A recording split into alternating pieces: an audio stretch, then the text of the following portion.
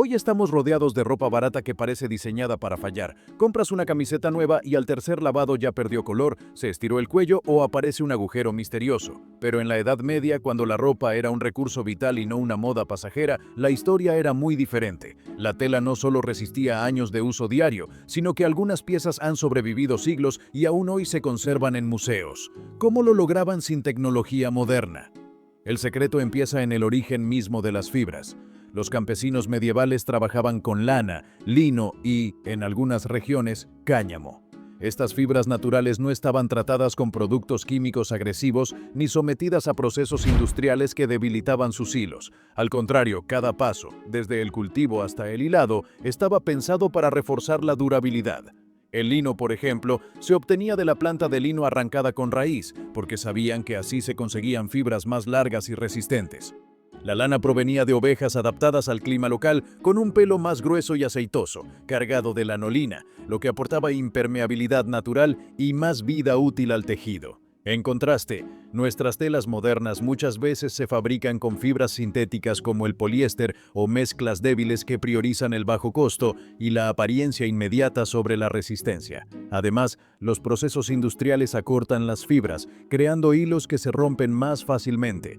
La ropa moderna nace condenada a morir pronto, mientras que la medieval estaba diseñada para resistir. Otro factor crucial era la manera de hilar. En la Edad Media, el hilado se hacía a mano, ya fuera con rueca o huso. Este proceso era lento, pero permitía seleccionar las mejores fibras y retorcerlas con la tensión exacta para darles fuerza. Un hilo medieval, aunque irregular a la vista, solía ser mucho más compacto y resistente que uno moderno producido en masa. Ese grosor natural hacía que los tejidos resultaran densos y firmes. Si comparas una túnica medieval con una camiseta de hoy, la diferencia de consistencia es abismal. Una es como una muralla de hilo, la otra parece papel mojado, pero la clave no estaba solo en la materia prima ni en el hilado, sino en el tejido mismo. Los telares medievales producían lienzos y paños con densidad altísima. El lino se tejía apretado, sin huecos, lo que lo volvía casi indestructible. La lana se trabajaba en paños gruesos que después se sometían al batanado. Se mojaban, golpeaban y comprimían para que las fibras se entrelazaran aún más. De este proceso salía un tejido tupido, pesado y resistente al desgaste. No era suave ni ligero, pero era un escudo contra el frío y la intemperie. El mantenimiento también jugaba su parte. En la Edad Media, nadie lavaba la ropa con detergentes químicos ni en lavadoras que giraban a toda velocidad. Se usaba jabón natural hecho con ceniza y grasa animal, o simplemente se enjuagaba con agua. La ropa se reparaba continuamente. Si se rompía, se cosía. Si se desgastaba, se remendaba. Una túnica podía pasar de padres a hijos, con parches visibles que contaban su historia. La cultura del usar y tirar simplemente no existía. Y aquí entra un detalle que solemos pasar por alto: el valor social de la tela. Un campesino podía tardar meses en producir el lino necesario para una sola prenda. Eso le daba a cada trozo de tela un valor enorme. No era algo que se compraba en una tienda barata, era el resultado de trabajo intenso y de recursos limitados. Esa mentalidad hacía que la ropa se cuidara como un tesoro, se guardara para ocasiones especiales y se heredara de generación en generación. Suscríbete si te gusta el video. Al analizar piezas que han llegado hasta nuestros días, vemos que los colores también ayudaban a la durabilidad. Los tintes naturales extraídos de plantas, minerales e insectos no siempre daban tonos brillantes como los modernos, pero sí penetraban profundamente en las fibras. La ropa teñida con índigo, rubia o cochinilla no solo se veía bien, también resistía el paso del tiempo sin perder tanta intensidad. Mientras tanto, la ropa actual, teñida con químicos baratos, pierde su color en cuestión de lavados. La estructura del comercio también reforzaba la durabilidad.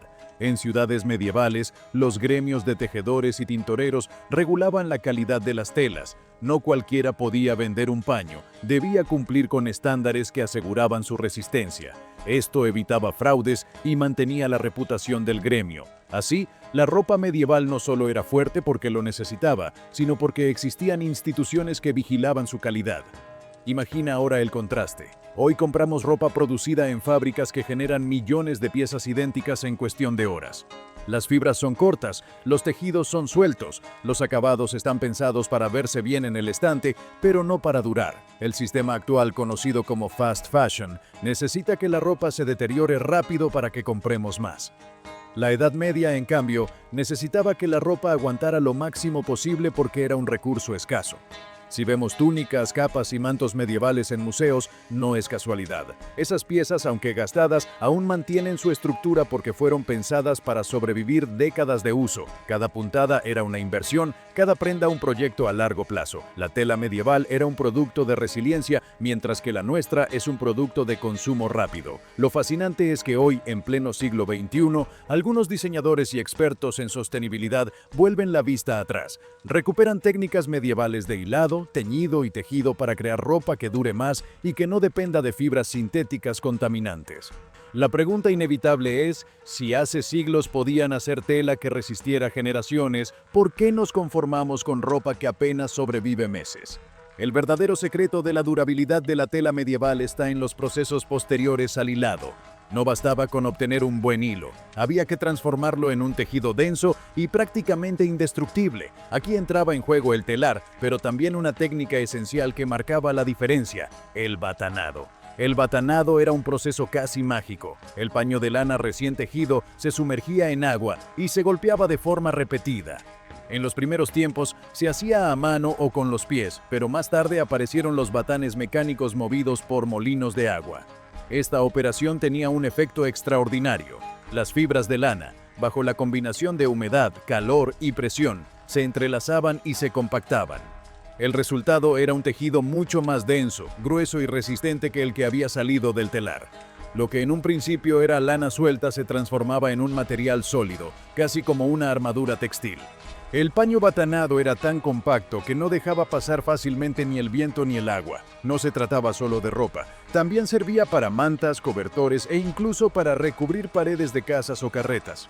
Un buen paño podía durar décadas sin deshilacharse, siempre que se cuidara.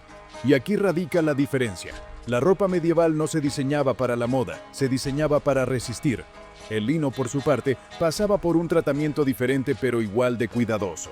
Tras arrancar las plantas, se las dejaba en remojo durante semanas en un proceso llamado enripiado o enriado.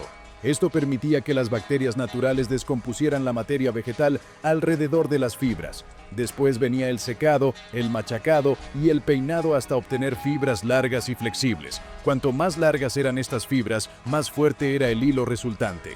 De ahí que un lienzo de lino medieval, bien tejido, pudiera resistir siglos sin romperse. De hecho, muchas de las telas más antiguas conservadas en museos no son de lana, sino de lino, precisamente porque esta fibra, trabajada de forma artesanal, tiene una resistencia extraordinaria. Los artesanos medievales sabían que no podían desperdiciar nada. Cada fibra tenía un destino. La lana más gruesa se usaba para paños pesados, la más fina para ropa más ligera o interior. El lino de mayor calidad se destinaba a manteles, ropas de iglesia o prendas de nobles. El más vasto servía para sacos o cortinas. La idea era aprovecharlo todo, pero siempre manteniendo una calidad mínima. El teñido también influía en la durabilidad. Los tintes naturales no solo daban color, también actuaban como conservantes. La alizarina de la rubia, el índigo de ciertas plantas y la cochinilla no solo penetraban profundamente en las fibras, también les conferían cierta protección contra insectos y hongos. Aunque no lo sabían en términos científicos, sí notaban que las prendas teñidas duraban más que las sin teñir. Otro punto fundamental era la cultura del cuidado. La ropa medieval no se lavaba con frecuencia, no por falta de higiene, sino porque entendían que el lavado desgastaba las fibras. Las prendas exteriores podían pasar semanas o incluso meses sin lavarse, limpiándose solo en manchas concretas con agua o vinagre. El lavado completo se reservaba para ocasiones específicas y siempre con jabón suave hecho a partir de grasas y cenizas. Ese uso moderado prolongaba la vida de la ropa. Además, las reparaciones eran constantes. Los campesinos sabían coser lo básico y no dudaban en remendar cada agujero o rotura. Las prendas se parchaban tantas veces como fuera necesario. Un manto con 20 remiendos seguía siendo un manto útil. Este hábito cultural convertía a la tela en algo casi inmortal. Si el tejido de base era fuerte y el dueño estaba dispuesto a repararlo, la prenda podía acompañar a una familia durante generaciones. La comparación con hoy es dolorosa. En nuestra época, lavar la ropa cada vez que se usa a altas temperaturas, con detergentes químicos y secadoras que giran sin descanso, acorta la vida de las fibras de forma brutal. Lo que en la Edad Media podía durar 20 años, en nuestra sociedad apenas sobrevive 1 o 2. No es que las fibras modernas sean siempre peores, sino que nuestro estilo de vida las destruye más rápido. La regulación de los gremios también jugaba un papel importante en esta durabilidad. En muchas ciudades medievales como Florencia o Brujas, los gremios de tejedores y tintoreros imponían normas estrictas: densidad mínima del tejido, calidad del hilo, consistencia de los tintes. El objetivo no era solo proteger a los clientes, sino también mantener la reputación de la ciudad. Un paño de Brujas o Florencia debía ser sinónimo de calidad. Estos estándares aseguraban que incluso una prenda común tuviera un nivel de resistencia que hoy nos parecería lujo. Por supuesto, la durabilidad tenía un precio: el tiempo. Fabricar una sola prenda podía requerir meses de trabajo, desde el cultivo del lino hasta el último remiendo. Esa inversión de tiempo y esfuerzo hacía que la ropa se valorara más. No era un objeto desechable, era parte del patrimonio familiar. Una túnica podía pasar de padres a hijos, con ajustes y arreglos, y aún conservar su utilidad. Lo interesante es que este enfoque no era exclusivo de las clases altas. Si bien los nobles tenían telas más finas y adornadas, los campesinos también se beneficiaban de la durabilidad. Sus prendas eran más ásperas y menos decoradas, pero igualmente resistentes.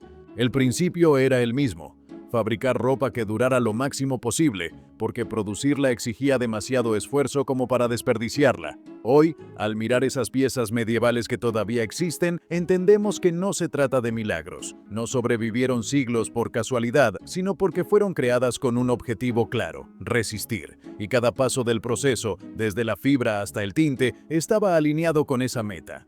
En la Edad Media, la ropa no era solo protección contra el frío o la lluvia. Era una extensión directa de la identidad de cada persona. La durabilidad de la tela significaba mucho más que resistencia física. Era también un reflejo de valores sociales, económicos y culturales. La prenda se concebía como algo vivo, capaz de acompañar a un individuo a lo largo de toda su vida y, en muchos casos, incluso después de su muerte. Pensemos en la transmisión generacional. Una túnica, un manto o una capa podían pasar de padres a hijos. Cada remiendo era un testimonio de la historia familiar. Un agujero en el codo no era una vergüenza, sino un recuerdo de años de trabajo en el campo. Un parche en el dobladillo podía significar que la prenda había sido heredada de alguien más alto o más bajo y ajustada con cariño.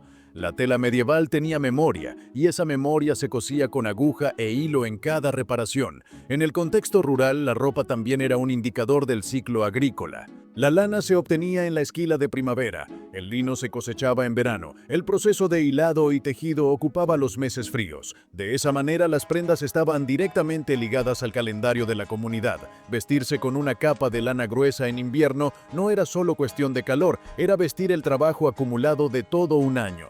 El valor simbólico de la ropa se extendía también a lo religioso. Muchas iglesias y monasterios conservaban telas durante siglos, no solo por su función litúrgica, sino porque eran vistas como objetos sagrados. Manteles de altar, túnicas de monjes o casullas bordadas se cuidaban con una dedicación obsesiva. En muchos casos, estas piezas aún existen hoy, intactas, como prueba de la combinación de técnicas artesanales y reverencia cultural. La ropa de los nobles, por supuesto, seguía otra lógica. Las telas finas, importadas desde lugares lejanos como Bizancio o el Medio Oriente, eran símbolos de estatus. Sin embargo, incluso en ese nivel, la durabilidad seguía siendo crucial. No se trataba solo de ostentación. Un vestido de seda debía conservar su brillo y forma a lo largo del tiempo, porque no se producía en masa ni podía reemplazarse fácilmente. Los bordados en hilos de oro o plata, cosidos sobre lino o lana de alta calidad, aún hoy sobreviven como testimonios de esa obsesión por la resistencia. Los gremios urbanos reforzaban esta cultura. En ciudades como Florencia o Brujas, los artesanos estaban obligados a cumplir con normas estrictas sobre el grosor de los hilos y la densidad del tejido. No se trataba de caprichos burocráticos, sino de una red de seguridad para garantizar que los clientes recibieran productos duraderos. Una tela que se rompiera en pocos meses arruinaría la reputación de todo un gremio. Así, el sistema mismo fomentaba la resistencia como valor central. Lo interesante es que esta mentalidad alcanzaba incluso a las clases más humildes. El campesino que apenas tenía 2 o 3 prendas de uso diario las valoraba más que cualquier joya. Una capa de lana gruesa podía equivaler a un tesoro, porque significaba protección en los meses de frío. Esa prenda se cuidaba como si fuera parte del cuerpo mismo. En contraste, hoy podemos abrir un armario con decenas de camisetas, la mayoría destinadas a romperse o pasar de moda en menos de un año. El contraste más evidente está en la cultura del cuidado. En la Edad Media, lavar una prenda era una decisión meditada. No existía el concepto de usar una vez y lavar. Se limpiaban las manchas localmente, se aireaba la ropa al sol y solo cuando era absolutamente necesario se lavaba de forma completa. Esto reducía el desgaste de las fibras y prolongaba la vida útil de cada pieza. El jabón de cenizas y grasa, además, era mucho menos agresivo que los detergentes actuales, que desgarran lentamente los hilos con cada lavado. El clima también influyó en la durabilidad. Durante la llamada pequeña edad de hielo, los inviernos eran más fríos y largos. Esto obligaba a reforzar la ropa con tejidos aún más gruesos y a usar varias capas.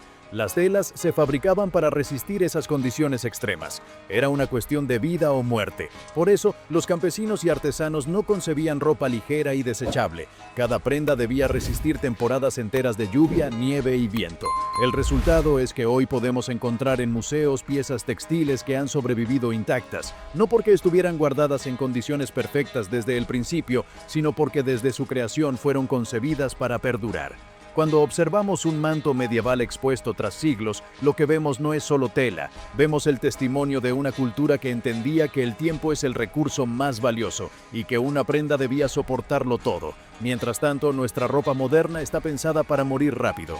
La lógica de la moda rápida nos empuja a comprar más, a reemplazar constantemente. La tela de hoy no tiene historia, no guarda memoria porque se rompe antes de poder contarla. La diferencia no está solo en la técnica, sino en la filosofía. Los medievales vestían para sobrevivir y transmitir, nosotros vestimos para consumir y olvidar. Si algo nos enseñan las telas medievales es que la durabilidad no fue un accidente, sino una elección consciente. Desde la fibra hasta el uso, todo se orientaba hacia la resistencia, y al compararlo con la ropa moderna, entendemos que no es que hoy no podamos fabricar textiles duraderos, es que no queremos hacerlo. O mejor dicho, la industria no quiere que duren. La moda rápida vive de lo contrario a la mentalidad medieval. Para un campesino o un artesano, una túnica debía resistir años de trabajo en el campo. Para un mercader urbano, un manto debía sobrevivir al clima y a los viajes. Para un noble, un vestido debía conservarse intacto lo suficiente como para ser heredado. Cada prenda representaba una inversión enorme en tiempo y recursos. Hoy, por el contrario, las marcas buscan que las camisetas se deterioren en meses para que compres la siguiente temporada. La fragilidad se volvió parte del negocio. La tela medieval, sin embargo, tenía un poder simbólico que la ropa actual ha perdido. Una prenda duradera era un puente entre generaciones. Podía acompañar a una persona desde la juventud hasta la vejez. En algunos casos incluso se usaba como mortaja, cerrando el ciclo de la vida. Esa capacidad de resistir significaba también resistir el olvido. Cada remiendo era memoria cosida, algo que hoy casi no conocemos porque preferimos tirar antes que reparar. Los tintes naturales aportaban otro nivel de resistencia. Aunque los colores eran más sobrios que los de hoy, no se desvanecían al tercer lavado. Un azul de índigo o un rojo de rubia penetraban en lo profundo de la fibra y la acompañaban durante décadas. Lo mismo pasaba con los negros obtenidos de cortezas o taninos. Lejos de perder intensidad, envejecían con dignidad. En contraste, una camiseta negra moderna se convierte en gris en cuestión de meses. El control gremial fue otro factor que podríamos recuperar. Los gremios medievales protegían la reputación de sus artesanos asegurando que cada pieza cumpliera un estándar. Hoy, el mercado global funciona en sentido opuesto, producir barato aunque sea de mala calidad. La diferencia entre ambas mentalidades explica por qué tenemos túnicas del siglo XIII todavía enteras y camisetas del siglo XXI que mueren en semanas. ¿Podemos aprender algo de todo esto? La respuesta es sí. No se trata de renunciar a la comodidad moderna, sino de recuperar la lógica medieval de valorar el trabajo y los recursos. Una prenda de calidad puede costar más, pero si dura años en lugar de meses, al final resulta más económica y sostenible. Además, reparar, remendar y dar nueva vida a la ropa podría convertirse en una forma de resistencia frente a la cultura de lo desechable. El movimiento actual de slow fashion bebe directamente de esas ideas. Diseñadores y artesanos que buscan fibras naturales largas, tejidos densos, tintes vegetales y procesos sostenibles están, en realidad, recuperando prácticas que los medievales nunca abandonaron. La diferencia es que hoy lo hacen como elección ética y estética, mientras que en la Edad Media era cuestión de supervivencia. Pensemos en lo que significaba para una familia campesina tener un manto de lana gruesa. No era solo ropa, era abrigo, cama, refugio contra el frío. Se cuidaba con devoción porque de él dependía la salud de todos. Hoy, rodeados de calefacción y abrigos sintéticos, olvidamos que la ropa una vez fue el escudo más importante contra el clima. Y al olvidar eso, dejamos de valorar la durabilidad como prioridad. Las telas medievales también nos muestran que la sostenibilidad no es una moda moderna, sino una práctica ancestral. Todo se aprovechaba: fibras largas para prendas, fibras cortas para relleno, lanolina de la lana para impermeabilizar, tintes naturales para proteger. No había desperdicio. En cambio, hoy vivimos rodeados de microplásticos, vertederos textiles y fábricas contaminantes. La durabilidad medieval era también un equilibrio con el entorno. En última instancia, la pregunta de por qué la tela medieval dura siglos mientras la nuestra muere en meses tiene una respuesta sencilla. Porque aquella ropa estaba hecha para vivir con las personas, no para morir con la moda. Los campesinos, artesanos y nobles vestían prendas que representaban esfuerzo, ingenio y memoria. Nosotros vestimos prendas pensadas para romperse antes de tiempo. Y aunque no vamos a volver a los telares de mano ni a los batanes medievales, sí podemos rescatar la enseñanza central: la ropa debería durar, porque cada fibra, cada puntada y cada hora invertida en su fabricación merecen algo más que unos pocos meses de vida útil. Cuando veas una túnica medieval en un museo, recuerda que no es solo tela vieja, es el testimonio de una época en la que la ropa acompañaba a las personas durante toda su vida. Y cuando mires tu camiseta favorita perder color en la lavadora después de pocas semanas, piensa en ello. Lo que para nosotros es fugaz, para ellos era eterno.